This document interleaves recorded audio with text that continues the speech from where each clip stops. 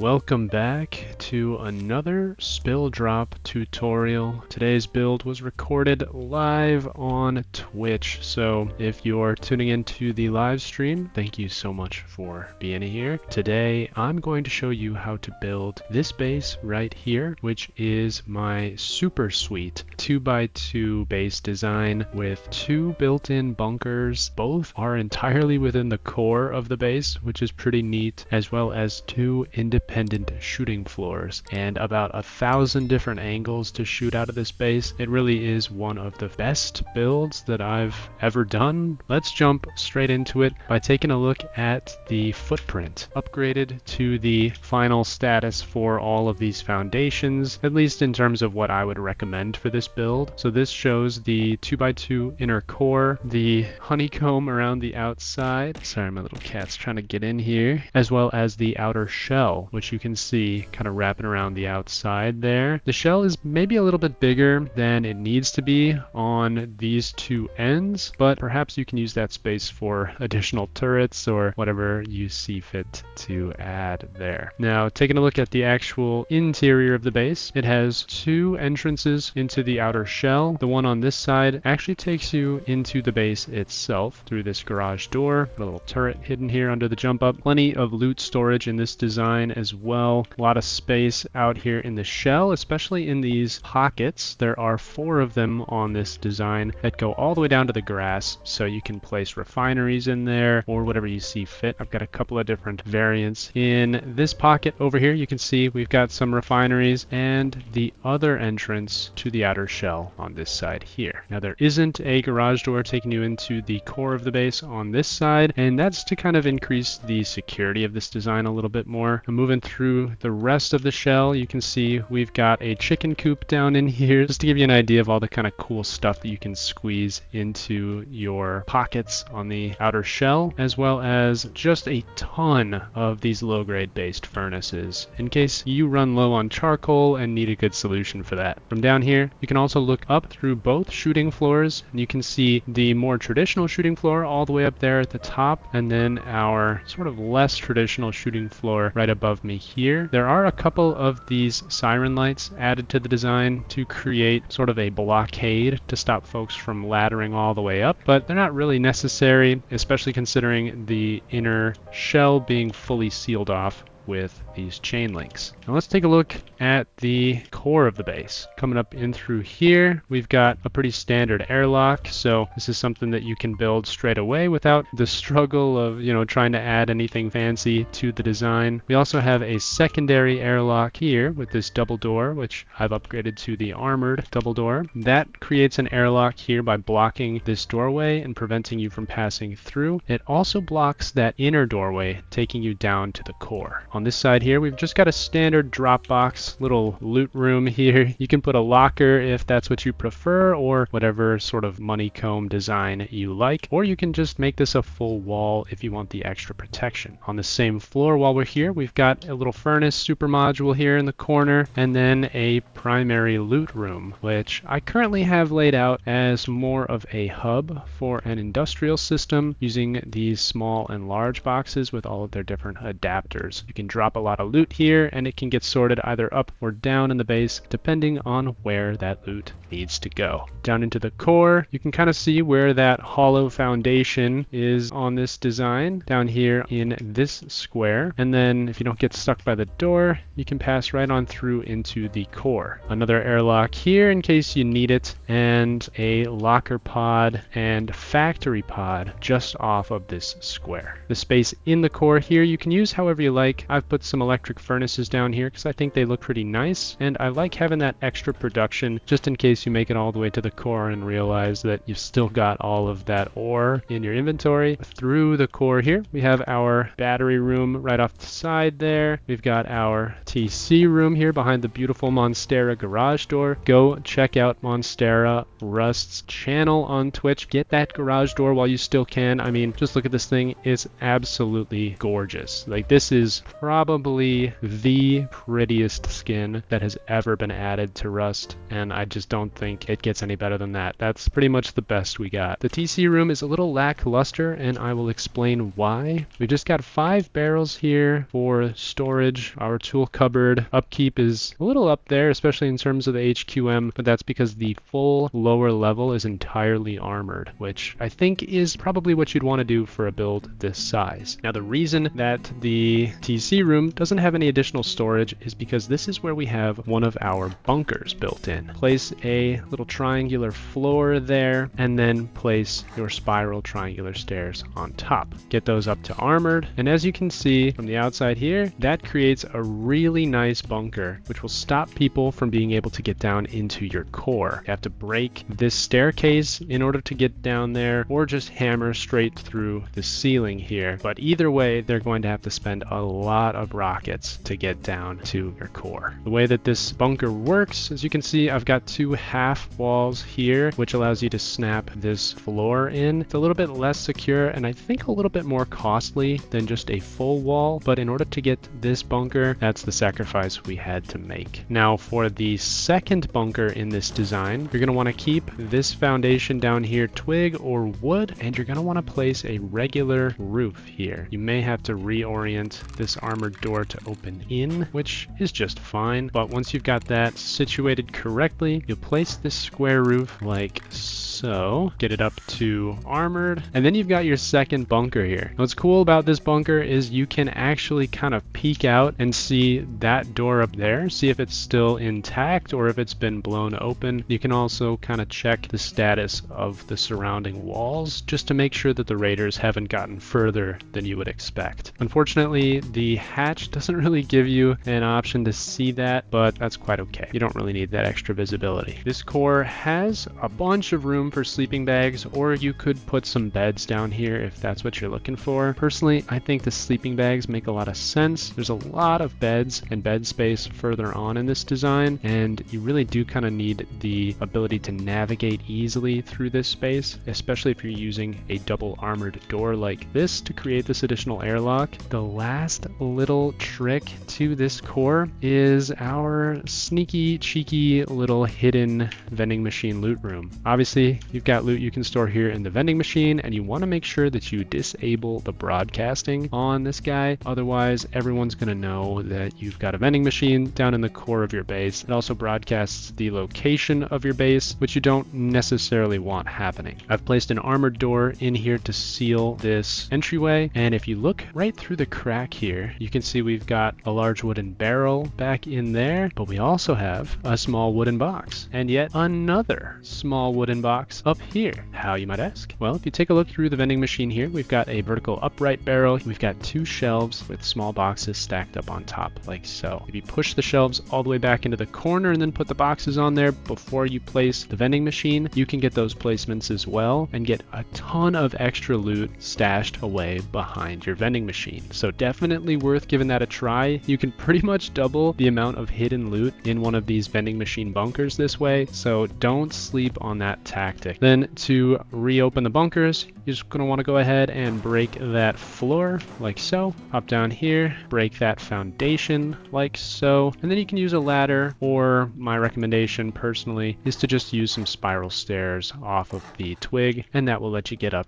to this level here. Moving on, we're going to finish out the tour here before we get to the actual build. This garage door, as it indicates, takes you up. There's a barrel down here. You can put a shotgun trap here if you'd prefer, whatever you need to make it safer or more utilitarian. Taking the jump up, you can see up here we've got some barrels in this little loot room off to the side, and another garage door taking you up to the bedroom floor. There's another jump up here taking you even higher up, or you can peek down in here and see some of the loot in this loot room off to the side. I recommend sealing this in with a window just to prevent people from reaching through if they raid through your jump up. You can also make that a wall if you're really worried about it. Now on this floor we have 2 separate bedrooms. These are going to be like private private bedrooms, you could say. I've designed them so that they're pretty easy to navigate. Adding these little campfires gives you the ability to walk up onto the beds like this without having to jump. Now there's a lot of storage in here, locker, small boxes, and a ton of boxes up here. I added this siren light to give you the ability to reach up here and loot those back barrels while still being able to get down underneath and get these barrels down here as well. Now on the other side,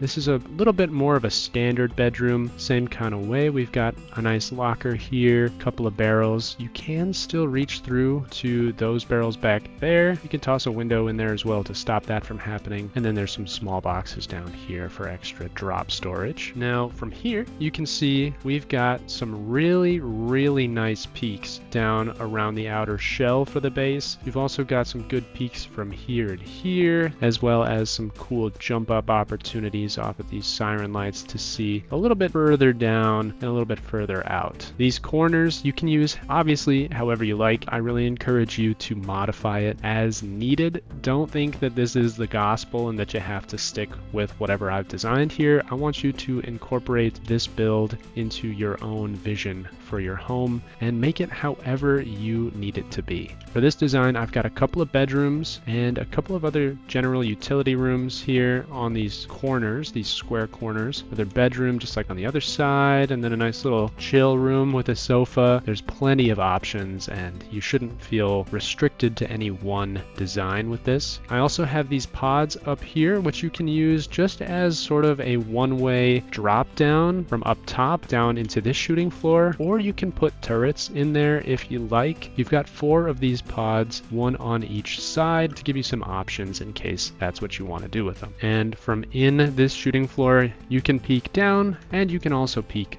up to the upper shooting floor. It's also fully sealed in with these roofs with just a couple of little patches along these corners where you might be able to drop in from above. You can also seal off this shooting floor entirely just by closing up all of these doors as you go. It's going to keep people from being able to navigate any further into the base, and they're just going to get stuck, in these kind of places where they fall down into the outer shell, or just kind of in this essentially useless area where all they can really do is shoot down and out. Moving on, we're going to take the exit and we're going to go up. Now up here, I've got one of my favorite little modules going. This is my Schedule 1 super module. So if it looks familiar, then that's because it's from a recent super modules video that I put out on the channel. It's going to be linked in a card when I get this all edited. So if you see that video up in the corner right there, go ahead and click on it if you want to see this design and a couple of other super modules like it. Also got another little furnace module here in the corner and a proper kitchen module. It's got 2 of these refrigerators, small boxes galore, 2 down under here under this cooking workbench, and just a very awesome and utilitarian workspace here if that's what you're looking for. Moving on up,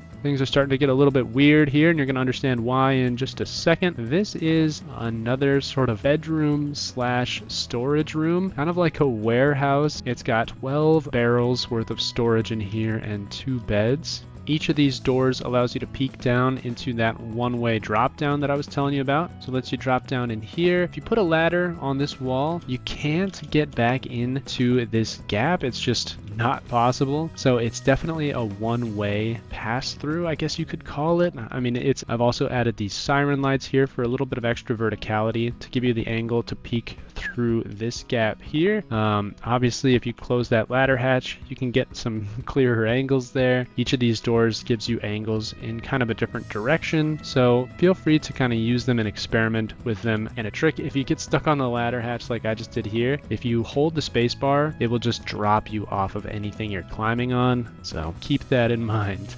Now taking this ladder hatch up, we make it up to the top shooting floor here. This is a very typical shooting floor, as you can see. Nothing too fancy about it. The fanciest part I would say would be these little ladder hatches, which again are a one-way drop down. So you can pop down in here all the way down to the roof, hold your space bar, you can shoot around here and then climb back up, no problem at all. And if you close the ladder hatch and somebody somehow gets all the way up here, even if they squeeze their way up in here and open that ladder hatch. Most of the time, if not all the time, it just pushes them down and out of the way. I've added these little guys, these little friends all around the design so you can kind of get a feel for how these angles look from the ground. I'll show you that in just a second here once we get done with the tour so you can have an idea of how all these peaks look. Moving on, we've got our top floor here, another classic airlock, putting the ladder hatch facing the open doorway so that people can't get through it, and it takes you all the way up to the roof. Up here, I've got a bunch of water catchers catching all this lovely rain. This is how I would lay out the water catchers. I like to leave a little bit of room in the middle for a helicopter. We also have our 2 windmills up top there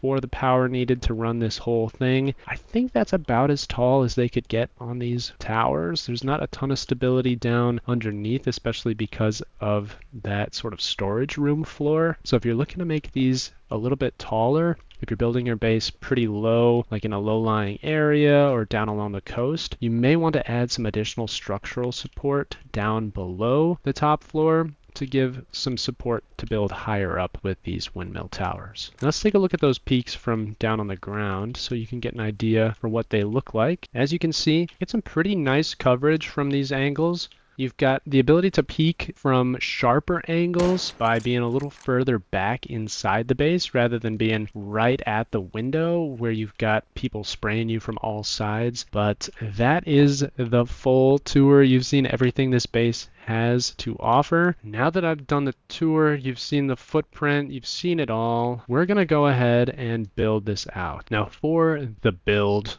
of the super suite, you're going to want to start by having a pretty high foundation. So I like to find the horizon line and try to get the bottom of the foundation kind of in line with the horizon a little bit, but you also want to make sure this is on a nice flat area so you can get this pretty big footprint down all at about the same level. You're going to put that down like so. And then you're going to check to make sure your low foundation works. That one does, so we are all good from here.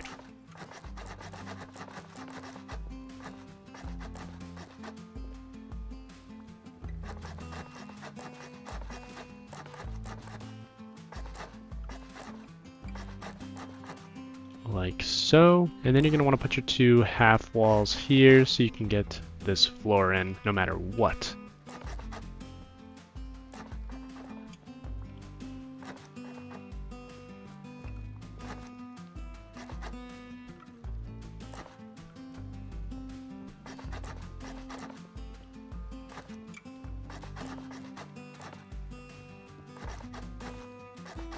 And like so, we've got the starter pretty much fully laid out. You can add your little jump up down here as needed. And if you need to seal this off, you can toss a little door frame on it like so.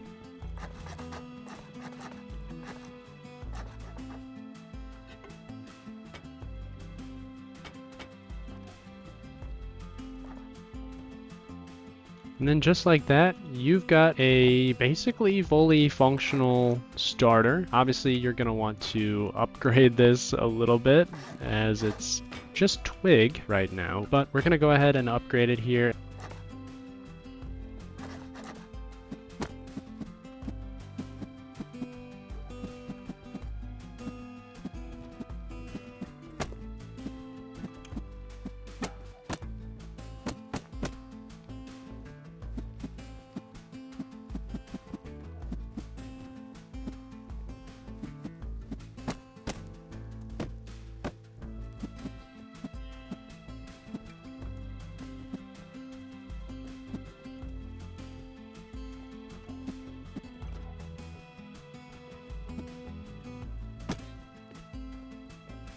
Now we've got the starter fully upgraded to stone. A great place to kind of leave this off if you need to hop off for the night. This is fully sealed, and let's take a look at what the upkeep would be for this bad boy right here.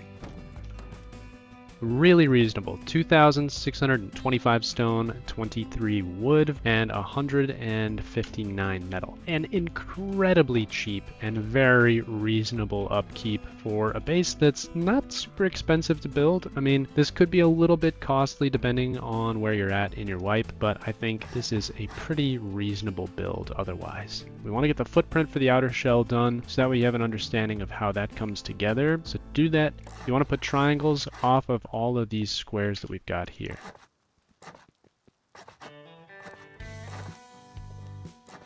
For the front and back, which are going to be where your jump up is, and then the opposite side over here, you're going to want to add the additional build outs. So for that, we're going to do 3 triangles, 2 squares, and then a triangle off either end. Now to get the final seal, you're going to want to put a square there, a triangle there, and then break that foundation there, the square that you put down. That's going to create those pockets that we were talking about.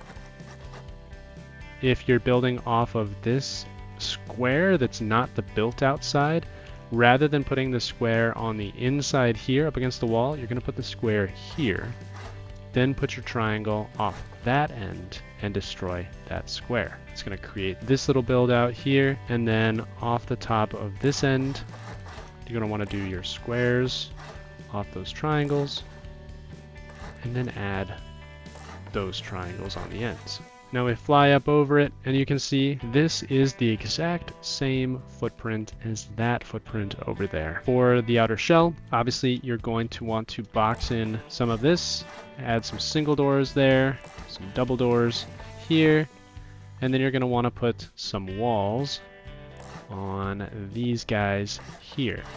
Now unfortunately, these triangles can be soft-sided from the top of the foundation here, which will likely either break this wall or just allow somebody to go right on underneath like that. So if you're worried about that happening to you, then I recommend upgrading these to at least metal, so the soft side takes a long time, or upgrading them to armored. You can also theoretically cap these off if you really want to.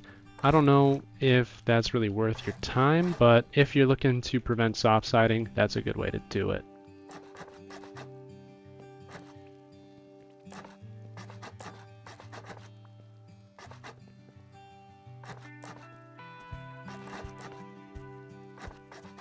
Like so.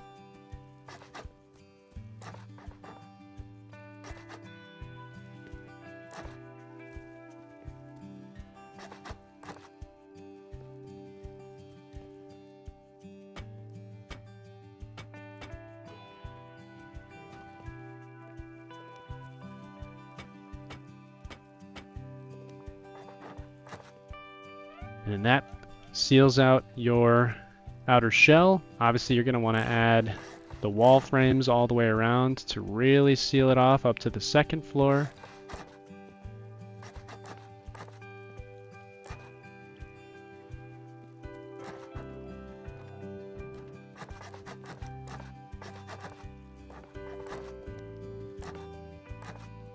And then like so, you've got your little shell almost done. I mean, I'd add your little fences in here if you want them. A lot of Rust bases just leave these frames open. It's really up to you. Now moving on, we're gonna get to the, I guess the third floor of this build here.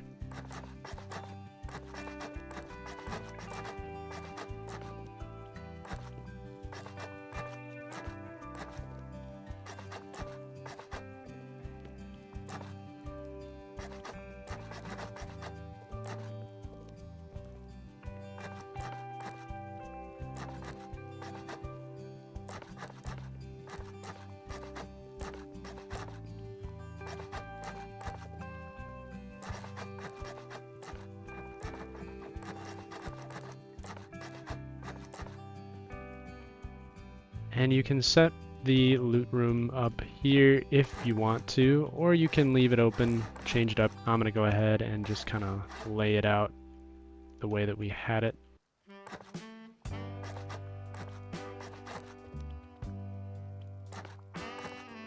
There's your bedrooms, there's your loot room, there's your jump up. And now we're gonna start working on the first shooting floor.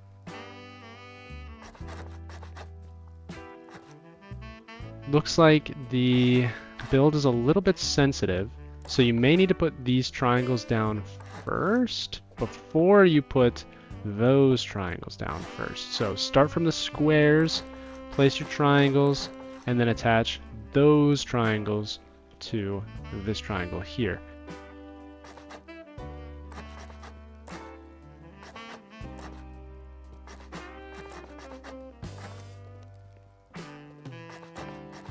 But once you've got your squares and your triangles down, you're going to want to put your windows down here.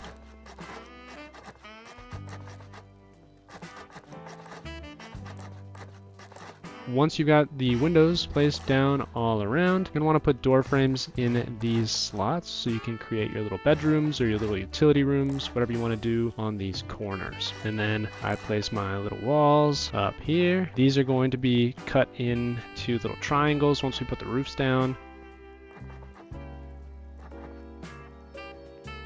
Now, sealing this off, you want to go to these flat sides and place a square roof.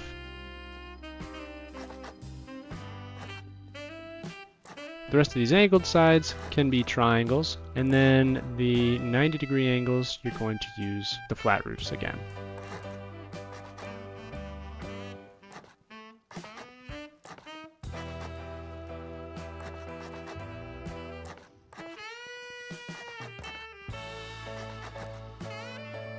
Now that is fully sealed in, looking real good. So let's hop on up to the next floor. From here, we're going to just want to do the triangles off these primary squares, not the extra honeycomb here. We're going to leave that open for those one-way drop downs.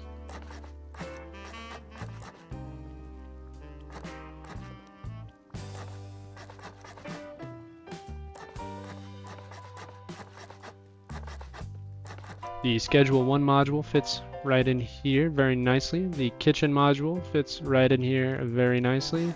And then the furnace module fits right in here very nicely. Down here, we're going to want to add these door frames to each of these little hollow areas we've got.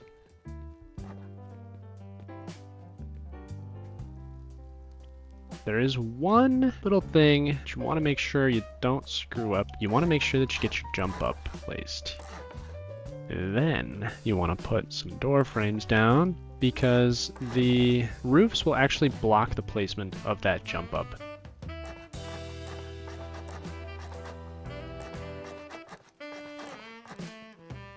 Looking very nice. Jump on up here. You can pop on over to the other side so you're walking along the roofs like this.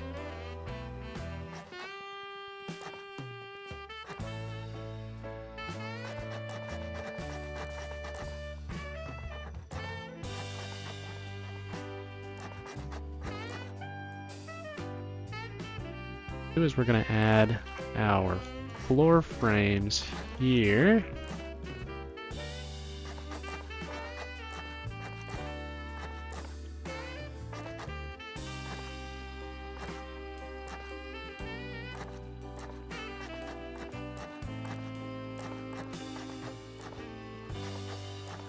So now we've got the shooting floor all sealed off. You just want your windows all around, your doors all around.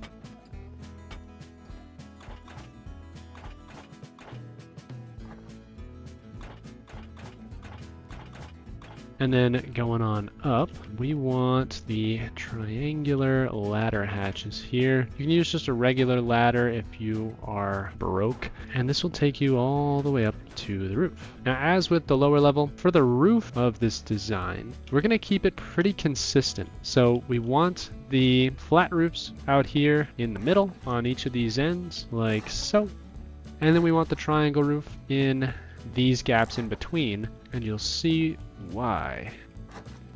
So what this does is it creates a mostly closed roof with a couple of little gaps in here that you can kind of peek through. You can still get those angles all the way down to the very ground inside the shell of the base. So if anybody's running around down there, just toss a grenade down. Very clean, very neat, and it's all sealed in as well, so you've got plenty of spots to hide. We're gonna land the scrap heli up on this base. The honeycomb gives you plenty of room to squeeze this in, and it fits like a glove, fully protected up here and safe. Pretty neat. So if you find yourself in possession of a scrap helicopter or an attack heli, then you should be able to put one of those birds down without too much trouble, and you just touch it down real nicely like so. The final aspect of this build, if you look over at that design, would be our windmills.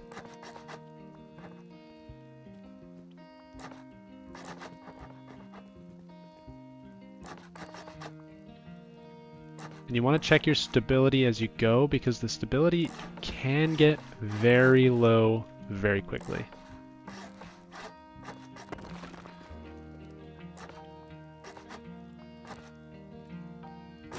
Yeah, so see, that's where the stability drops off, which means we're going to want to stick with this level down here.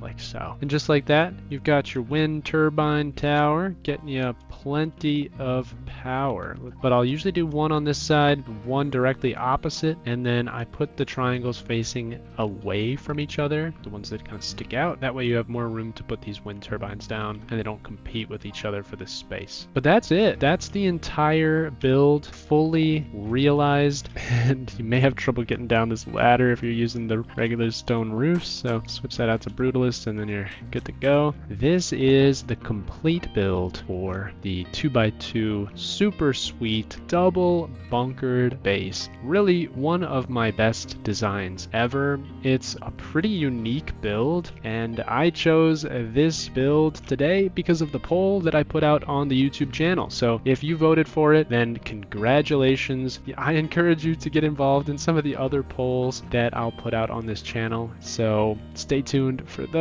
As always, thank you so much for watching, liking, commenting if that's your bag, and I will catch you in the next one.